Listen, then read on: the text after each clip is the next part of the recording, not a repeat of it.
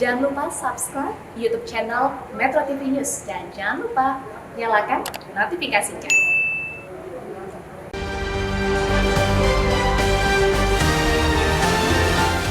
Virus berkeliaran, pakai masker lagi.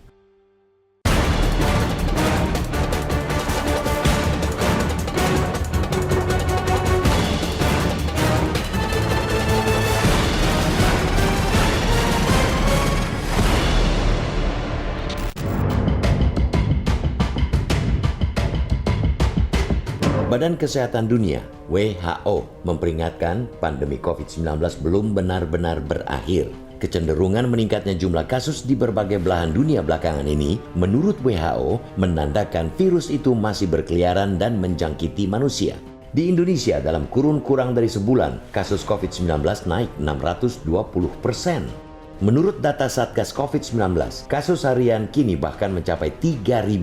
Oleh karena itu, imbauan Presiden Jokowi pada Minggu 10 Juli lalu agar masyarakat kembali memakai masker baik di dalam maupun di luar ruangan patut kita cermati. Menteri Kesehatan Budi Gunadi Sadikin di Jakarta kemarin mengingatkan masyarakat untuk kembali disiplin mengenakan masker di dalam dan di luar ruangan. Imbauan itu merupakan salah satu ikhtiar untuk tetap waspada. Sejauh ini, pemerintah memang telah melakukan berbagai upaya, mulai pemberlakuan pembatasan kegiatan masyarakat hingga program vaksinasi, baik yang utama maupun dosis penguat atau booster. Upaya itu relatif berhasil.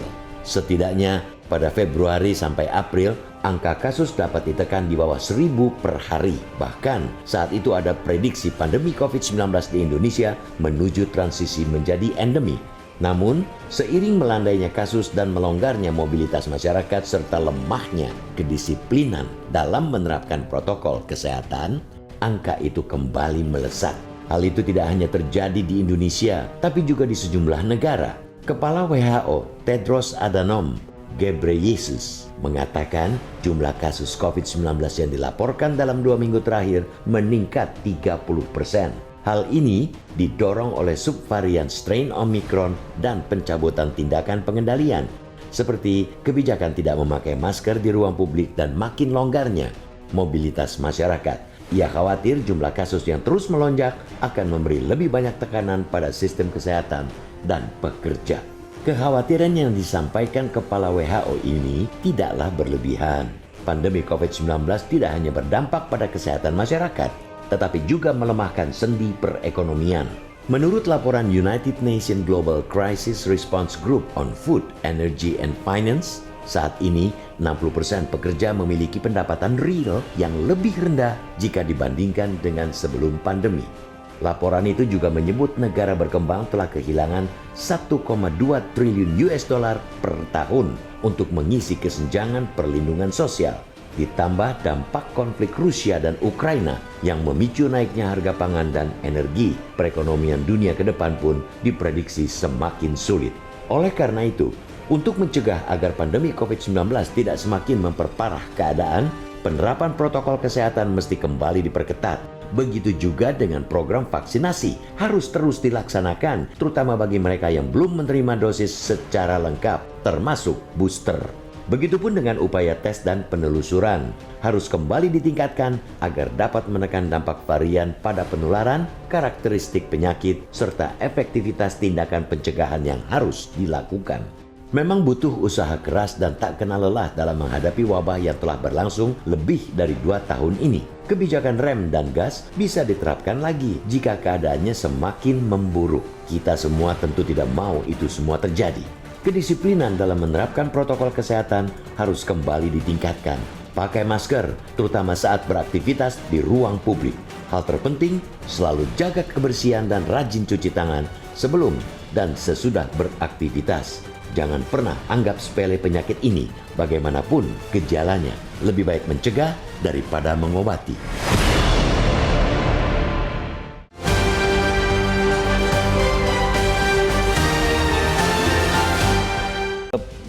Editorial pada hari ini kita mengangkat tajuk virus berkeliaran pakai masker lagi. Sebetulnya kan virusnya masih terus berkeliaran sebetulnya Bang. Bukan begitu, bukan masih berkeliaran. tidak pernah tidak berkeliaran. Itu dia tidak pernah berlibur kan, Tidak pernah libur. tidak pernah keluar Indonesia begitu. Enggak. Tapi kan memang perasaan masyarakat karena sudah sempat ada pengumuman boleh tidak menggunakan masker di luar ruang, lalu wacana kita sedang menuju endemi, itu akhirnya menindak-bobokan banyak orang sehingga banyak sekali yang sudah tidak mau pakai masker. Pertanyaannya Bang, dalam kondisi yang serba lelah begini, sudah capek, mau healing, malas pakai masker, malas prokes, ini akan efektif tidak untuk mencegah COVID merajalela lagi? Nah, isinya sebetulnya kita harapkan ada keteladanan ya. Keteladanan para pemimpin ya. Ya. Ya, pemimpin teratas, pemimpin terendah. Termasuk juga pemimpin informal. Ya, tokoh masyarakat. Tokoh masyarakat, Ya. para pemimpin agama. Kita harapkan mereka-mereka yang kita sebut ini setiap hari, terutama ketika dia muncul di publik, Ya. gunakanlah masker. Oh. Jadi misalnya kalau ada menteri misalnya lagi lakukan inspeksi ke pasar, Ya, turun lapangan ya. turun lapangan, janganlah menanggalkan masker. Jadi ketika berpidato, ini kadang-kadang kita melihat kan mau berpidato buka masker. Harapan kita kasih contoh. Jadi jangan ada anggapan masyarakat ketentuan ini hanya buat rakyat, bukan tidak termasuk pejabat-pejabat. Para pejabat bebas dari ketentuan ini itu. penting. Ini kan kita bisa lihat kan, Oke. kalau ada menteri Ya. inspeksi ke pasar, Ya. inspeksi ke daerah, nggak pakai masker dan biasa aja. Iya. Mungkin juga karena disebut-sebut Bang bahwa penyebaran kasus yang terakhir banyak karena subvarian Omikron yang katanya gejala yang ditimbulkannya relatif ringan, yang meninggal tidak ada atau sangat sedikit. Jadi orang merasa itu tidak mengancam lagi, begitu Bang?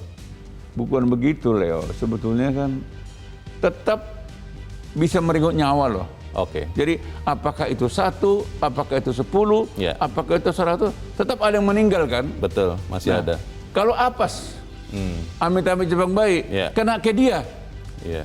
Ya, sudah. Bagaimana dia menyesali keteledorannya kan begitu. Oleh karena itu supaya tidak meninggal, tidak maut, gunakan masker. Hanya masker inilah satu-satunya yang bisa menyelamatkan kita. Anda bisa menyatakan pendapat Anda terkait dengan editorial pagi ini di bagian berikut, pemirsa. Untuk saat ini tetaplah bersama kami. Pemirsa, Anda masih bersama kami dan sebelum kita berdiskusi, Bang Elman, kita mau bertanya dulu Bang. Kita sudah tersambung lewat saluran telepon dengan pakar kebijakan publik Agus Pambagio. Mas Agus, selamat pagi.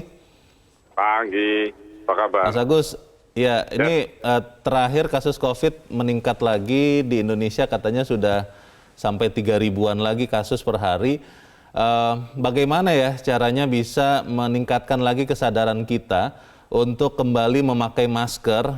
Saya hanya bilang masker karena prokes yang lain kelihatannya sudah susah dilaksanakan, supaya kemudian kita tidak jadi kesulitan lagi seperti tahun-tahun lalu, Mas Agus. Bagaimana, Mas? Ya gini, kalau suruh balik lagi udah susah, karena Anda tahulah masyarakat Indonesia kan cuek, disuruh pakai aja, ikut prokes aja tidak, meskipun sudah waktu itu sudah pandemi. Nah sekarang ini memang data 3.000 itu saya yakin bahwa sampelnya sedikit, jadi tidak sesuai dengan sampelnya sampel sedikit. Ya, jadi tentu angkanya muncul sedikit. Karena kan anggarannya besar kalau sampel mau dikembalikan seperti waktu pandemi.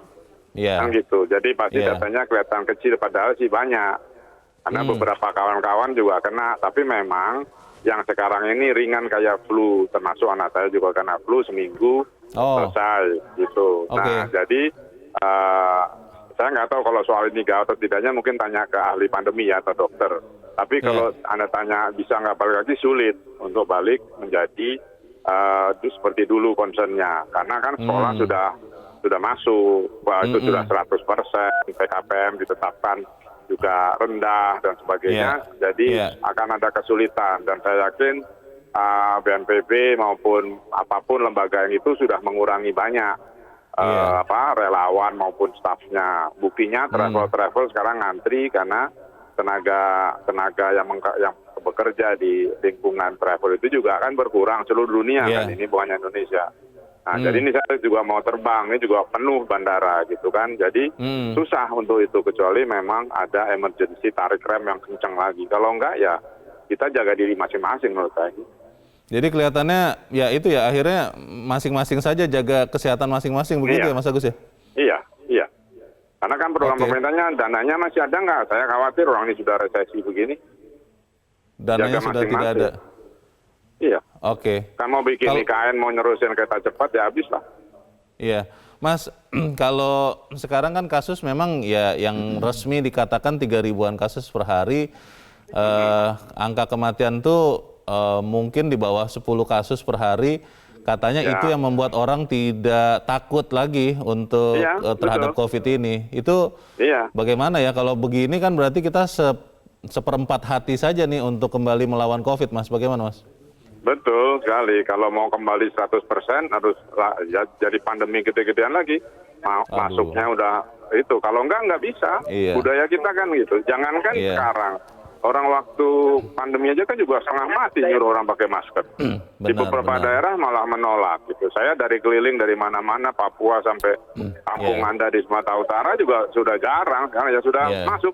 Itu mau ke Perapat aja macet bisa 2 jam dari Siantar gitu-gitu. Benar. Ya sudah, berarti kita jaga kesehatan kita masing-masing ya kalau begitu ya. Menurut saya begitu, karena untuk narik rem pemerintah itu kayaknya sulit ya. Sulit karena kondisi resesi juga sulit, masyarakat pasti juga nggak akan ada yang nurut, gitulah. Iya, oke. Baik, terima kasih Mas Agus Pambagio, pakar kebijakan publik sudah mencerahkan kami pagi ini. Selamat pagi Mas Agus. Selamat pagi. Kalau potret yang difoto Mas Agus ini benar Bang Elman, ya berarti ya sudah kita mengalir saja dengan kondisi ini Bang. Bagaimana Bang? Nggak boleh. Tidak bisa ya? Tidak boleh kita menyerah. Ya. Karena kewajiban pemerintah adalah menyelamatkan nyawa rakyat Indonesia kan gitu. Jadi nggak boleh potret yang sampaikan Mas Agus tadi itu ya udah. Ya kalau itu kan sepertinya kan kita kan menyerahkan.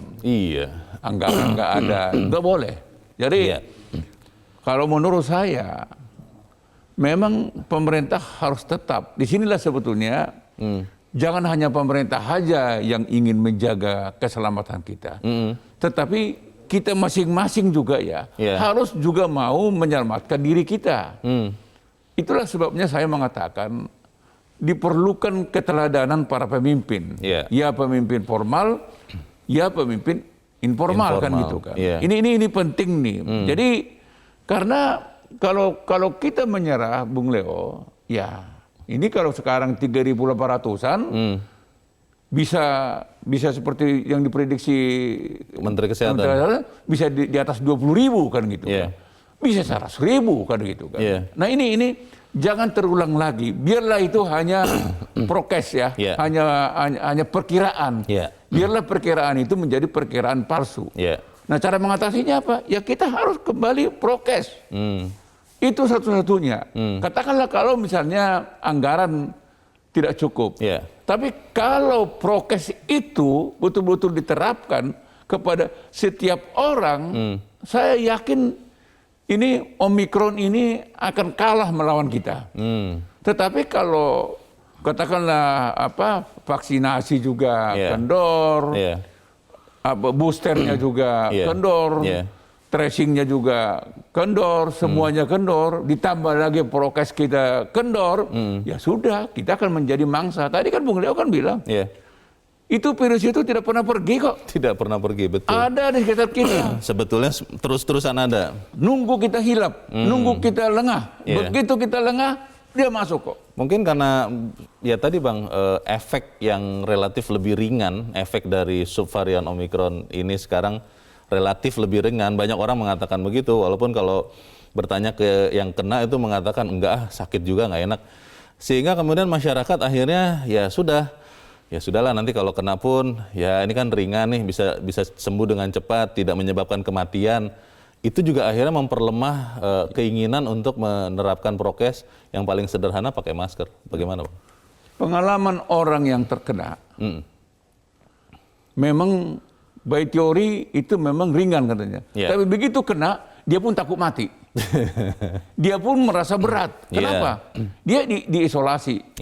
Dia tidak boleh kemana-mana. Tidak bisa bekerja. Tidak bisa bekerja. Kalau dia keluar dari rumah, masyarakat akan marah. Jadi ini siapa bilang ringan? Gak ringan. Jadi oleh karena itu menurut saya ya kita tidak boleh anggap enteng. Sekarang pemerintah menyatakan mari kita gunakan masker lagi, termasuk juga di tempat yang terbuka kan gitu. Dan memang juga pemerintah tidak pernah menyatakan boleh, kan boleh kan? Boleh, bukan bukalah, bukan perintah ya. Buka, boleh. Pandai-pandailah kita. Walaupun di tempat terbuka, kalau ramai, pakai masker. Ini kalau kita ke mall sekarang, Peduli Lindungi aja kan nggak dia. Tetap tinggal tempelan saja. Kita ambil ini, handphone, kita pura-pura begini, gitu. Udah kita masukin dulu, dia nggak marah. Meskipun tidak di-scan betul-betul itu ya. Kita nggak scan, dia nggak pernah periksa. Di tempat-tempat undangan, pesta misalnya, waduh, sudah nggak ada lagi disiplin, Bung Leo. Oke, pertanyaannya adalah bagaimana kemudian kita bisa benar-benar mengerem, Bang? Apakah menunggu seperti yang tadi disampaikan Mas Agus juga harus parah dulu kondisi, baru kita rem darurat? Atau memang kita sebenarnya bisa mencegah itu? Saatnya mendengarkan suara pemirsa ya, Bang Elman. Kita mau mendengarkan suara pemirsa Metro TV. Kali ini ada dari Jakarta, kawasan Pejaten, tepatnya Ibu Ong Mei Hua. Ibu Ong, selamat pagi. Selamat pagi Bang Leo, selamat pagi Bang Elman. Assalamualaikum warahmatullahi wabarakatuh. Waalaikumsalam warahmatullahi wabarakatuh. Bagaimana Ibu Ong, masih pakai masker, sempat lepas atau terus pakai masker sebetulnya? Bagaimana Bu Ong? Iya. Saya tetap pakai masker, Bang. Sekalipun saya keluar rumah. Lebih-lebih kita ke mall. Lebih-lebih kita akan ketemu orang banyak. Dan kalau kita menghadiri pesta, itu kan sekarang kelihatannya orang abai, Bang. Sudah dengan bebas. Prokes. Iya. Bang Elman masih pakai masker kalau pesta. Masih pakai, Bu. Pakai lah. Iya, jadi kita tuh jangan sampai masker ini tidak melekat di wajah kita. Himbauan Bapak Presiden kembali pakai masker. Memang sekarang ini COVID meningkat jadi 3.000. Apakah kita menunggu sampai kembali ke 2 tahun yang lalu? Jangan deh, Bang. Kita kan ekonomi kita baru mau bangkit. Betul. Sekarang ini apa-apa mahal, Bang Leo. Jadi kita harus waspada. Kita jaga, kata Bang Leo tadi bilang kita jaga diri kita. Kesehatan kita. Lebih-lebih udara di Jakarta ini sangat kotor loh, Bang. Polusi ya. Polusinya, Jadi sekarang ini transportasi juga sudah dibuka mulai ramai. Tapi jangan lupa booster juga akan diterapkan kembali, Bang Leo. Sebagai syarat gitu perjalanan ya. Iya, Bang. Gitu aja. Semoga COVID ini Omikron tidak meningkat lagi. Kita tetap sehat. Assalamualaikum warahmatullahi wabarakatuh. Waalaikumsalam warahmatullahi wabarakatuh. Terima kasih Ibu Ong Mei Hua di Pejaten, Jakarta. Selamat pagi, Bu. Di belakang Ibu Ong ada Ibu Indra di Cirebon, Jawa Barat. Ibu Indra, selamat pagi. Selamat pagi Bung Leonard Samosir dan Bung Elman Saragi. Assalamualaikum warahmatullahi wabarakatuh. Waalaikumsalam warahmatullahi wabarakatuh. Bagaimana Bu Indra? Bisa tidak nih kita tingkatkan kesadaran untuk pakai masker lagi, Bu? Bagaimana, Bu? Ya, saya ingat, saya senang tadi kata-kata awal dari Bung Elman Saragi. Saya tidak akan melepaskan Pak untuk pakai masker. Betul, setuju. Pakai masker terus. Nah, mestinya dipastikan ini wacananya bahwa kita harus hidup normal baru. Keaktifan tetap jalan seperti biasa, tapi lakukan prokes. Apa sih susahnya? Tinggal sering cuci tangan, pakai masker, jaga jarak, tingkatkan imun. Tingkatkan imun itu dengan vaksinasi, makan makanan sehat, cukup istirahat, itu kan semua menyenangkan diri kita. Kalau dulu selalu didengungkan, kebersihan bagian dari iman. Mungkin sekarang harus ditingkatkan protokol kesehatan adalah bagian dari iman. Iya, bisa ya, Bu. Nah, Iya, tadi ya mengenai saya lihat, waduh, kemarin kasus baru 3.822, sembuh 1.939, meninggal 12. Nah itu betul kata Bung Lea tadi. Mungkin karena yang meninggal sedikit, jadi tidak terperhatikan takut. Begitu. Tidak waspada. Iya. Ya, padahal waktu sebelum puasa itu kasus sudah di bawah 100. Lalu Bung Leo tadi mengenai pesta itu, kita bisa tampil fashionable, pakai masker. Iya, sekarang banyak ibu-ibu yang menjahit, menjahit kebayanya langsung diserasikan dengan maskernya. Betul, dengan nah, maskernya. begitu. Iya, kemudian juga orang jangan egois. Iya, jangan untuk sendiri bolehlah nggak mau pakai masker. Tapi bukankah berbuat baik untuk orang lain itu sulit? Ini kesempatan kita. Kita berbuat baik untuk tidak membuat virus itu berkeliaran, kan? Terima kasih. Jangan pernah lelah mencintai Indonesia ini. Teruskan protokol kesehatan. Assalamualaikum warahmatullahi wabarakatuh. Waalaikumsalam warahmatullahi wabarakatuh. Terima kasih Bu Indra di Cirebon, Jawa Barat. Selamat pagi, Bu. Di belakang Ibu Indra ada Pak John Veto di Batam, Kepulauan Riau. Pak John, selamat pagi. Selamat pagi, Bung Leo. Selamat pagi, Bung Elman Saragi. Selamat pagi, Pak John. Silakan Pak, pendapat Anda. Singkat padat saja ya, silakan Pak. Ya, virus berkeliaran pakai masker lagi. Ya, ini kita kan dah sering kita berdah di apa ini. Memang saya memulai ketakutan juga, Bung Leo. Kenapa Pak? Ya karena kalau udah WHO yang mengingatkan kita tuh artinya kan tidak main-main. Kemarin serius 3.000 lebih. Iya. Jadi apa sih susahnya masker ini? Ya, jadi saya tidak setuju tadi yang publik tadi itu. Saya setuju dengan Bang Eman Saragi. Kita ini banyak mati dulu baru apa. Di mana sekarang beratnya? Infrastrukturnya masih ada kok. Iya. Tempat-tempat cuci tangan tuh saya tengok keliaran itu masih bersebar, cuma airnya kosong. Kan tinggal diefektifkan aja itu kok. Masker itu apa pula susahnya kok. Ya. Jadi kita ini memang betul. Kalau ini lagi kita ini sangat berbahaya nih Bang Leo. Kalau sempat ini naik lagi terus, ekonomi agak perang di Balkan itu berdampak ke kita. Kita akan ini dampak dominonya akan dahsyat. Betul. Jadi kita itu aja. Saya sangat setuju dengan Bang Eman. Kita untuk diri kita sendiri, untuk keluarga kita harus pakai masker. Saya pakai masker tuh, tak pernah lepas. Tetap kita pakai masker. Walaupun saya diketawain orang, saya tak peduli. Ya, itu aja. Terima kasih banyak. Metro TV. Terima kasih. Terima kasih Pak John Veto di Batam, Kepulauan Riau. Selamat pagi Pak. Kalau tiga pemirsa ini menjadi gambaran dari masyarakat, sebenarnya harusnya kita aman Bang. Tapi kan masyarakat kebanyakan yang lain kelihatannya karena sudah lelah 2,5 tahun katanya, ya boleh dong longgar-longgar sedikit. Anak-anak muda bilang katanya healing sedikit, lepas masker. Bagaimana kita memastikan supaya kita semua benar-benar bisa menjaga kesehatan ini Bang, dengan pakai masker itu Bang, bagaimana Bang? Ya memang kalau tidak ada kesadaran memang nggak mudah. Iya. Jadi jangan harap kita ini mau berubah hanya karena ditakut-takutin. Nggak bisa. Jadi memang harus muncul.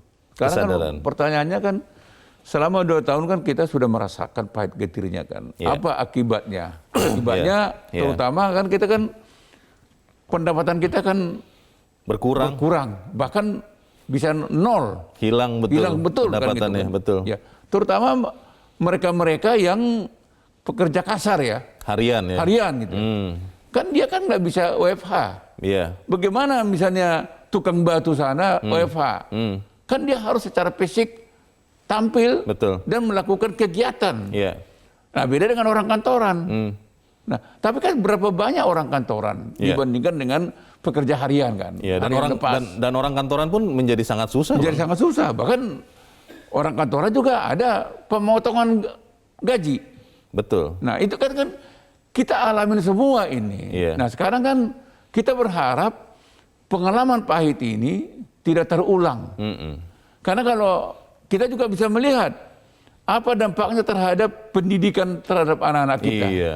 Jauh mundur. Iya. Anda bisa bayangkan anak-anak usia sekolah, ketika mereka nanti masuk dalam angkatan kerja, kita nggak bisa bayangkan seberapalah mutunya itu nanti. Seberapa tangguhnya mereka. Seberapa tangguhnya mereka. Nah, iya sih. ini kan akibat pandemi virus COVID ini kan. Iya. Nah, harapan kita semua orang dari pejabat sampai anggota masyarakat menyadari ini. Berapa besar anggaran APBN yang dikeluarkan untuk itu. Apa masih mau?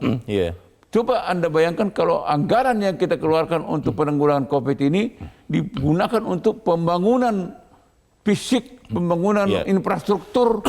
Waduh. Kalau saya berpikir mungkin ini waktunya tokoh-tokoh masyarakat informal, Bang, untuk kembali mengingatkan entah lewat ceramah-ceramah di kegiatan-kegiatan keagamaan atau di tengah-tengah lingkungan keluarga untuk mengingatkannya lagi. Tapi apakah itu mereka masih rela lakukan di tengah-tengah euforia leganya lepas masker, leganya COVID ini? Kalau pemikiran saya tadi, tokoh masyarakat, tokoh agama yang sekarang dimintakan bantuan untuk kembali mengingatkan supaya pakai masker, kira-kira akan bisa efektif tidak itu ya, Bang?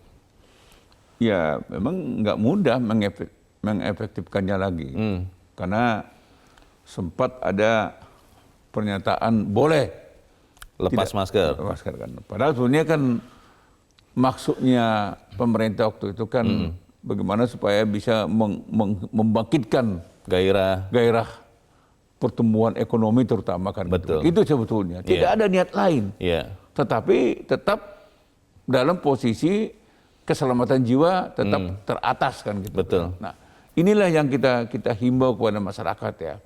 Kalau ada misalnya himbauan atau ajakan atau instruksi untuk memakai masker lagi, jangan datang dengan kebencian gitu kan. Jangan merasa terpaksa. Jangan merasa terpaksa dan jangan benci terhadap instruksi ini.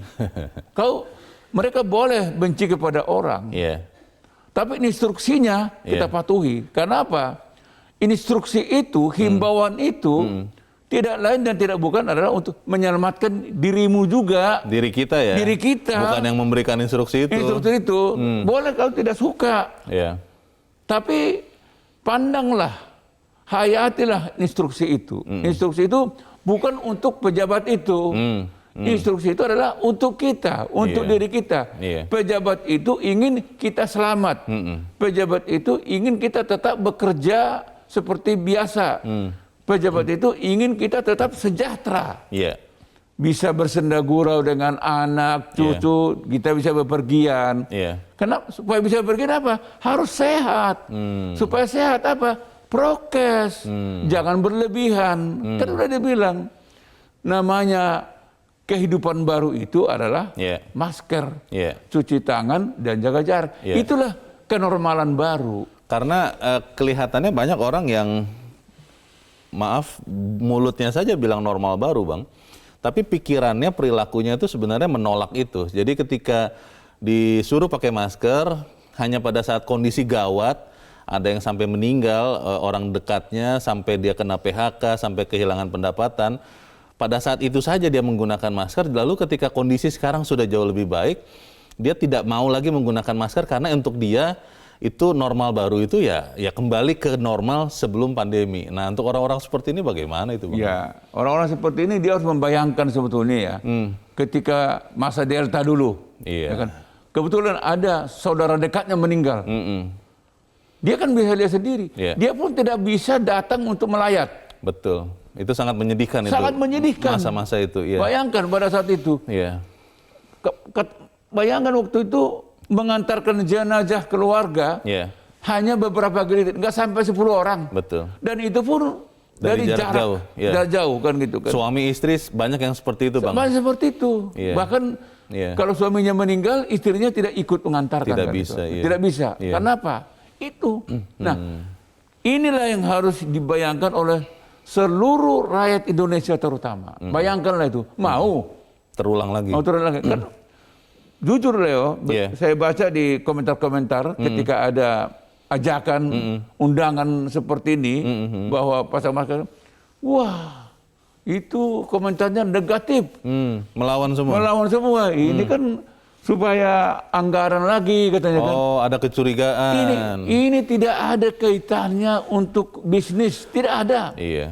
Ini terkait langsung adalah untuk menyelamatkan nyawa kita masing-masing. Jadi nggak ada kata, jangan Anda bayangkan ini adalah demi bisnis oknum pejabat tertentu. Tidak seperti itu. Itu jauh. Nggak akan adalah orang seperti itu kan. Kalaupun ada mungkin itu, aduh, nggak ada artinya lah. Jadi, tapi kalau saya baca, nyinyir. Jadi saya bayangkan, saya berdoa, orang yang nyinyir ini janganlah terkena. Pasti dia menyesal. Saya khawatir kalau kena, dia tidak sempat menyesal. Karena sudah langsung sayonara kan begitu. Kan? Sebagian juga merasa begini Bang, aduh kalau harus pakai masker lagi, ini sampai kapan ini keadaan seperti ini? Apakah keadaan akan bisa membaik? Malah jadi mulai kehilangan harapan lagi, mulai resah lagi. Bagaimana Bang untuk orang-orang seperti itu? Begini Bung Leo kan, jangan lagi ada bayangan kita bahwa masker ini akan hilang satu ketika. Jangan ada bayangan seperti itu dulu. Tidak akan kembali ke kondisi sebelum tidak akan bisa kembali pandemi lagi. Karena apa? Virus ini sudah terlanjur hidup. Sudah ada. Sudah ada. Dan dia tidak akan pernah mau pergi. Yang bisa kita lakukan adalah bagaimana mensiasati supaya virus ini tidak mampu menembus kita. Itu aja yang bisa kita siasati. Tapi kalau katakanlah prokes ini, inilah bagian daripada kehidupan kita sehari-hari sampai kapanpun.